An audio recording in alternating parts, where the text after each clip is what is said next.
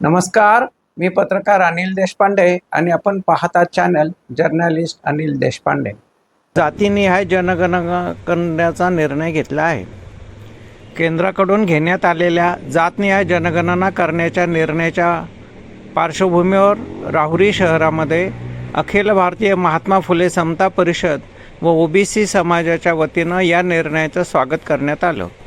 महात्मा ज्योतिबा फुले व डॉक्टर बाबासाहेब आंबेडकर यांच्या प्रतिमेचं कार्यकर्त्यांनी पूजन केलं। पेढे वाटप करण्यात आले। फटाके फोडून शहरातील शनी चौक येथे जल्लोष व्यक्त करण्यात आला।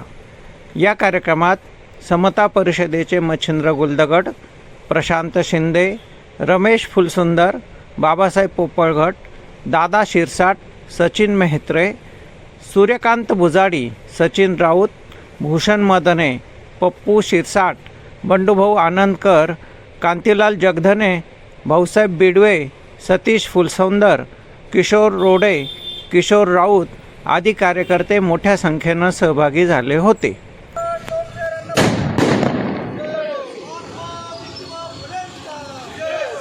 खरं तर आदरणीय मोदी साहेब केंद्राचे आम्ही आभार मानतो।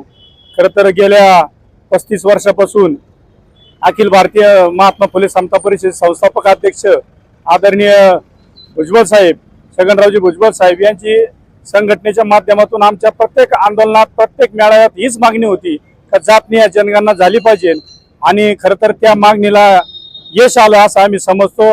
आदरणीय भुजबळ साहेब असतील, समीर भाऊनी लोकसभेत त्याविषयी आवाज उठवला आणि त्याच समता परिषदेच्या मागणीला खरं तर या ठिकाणी यश आलं।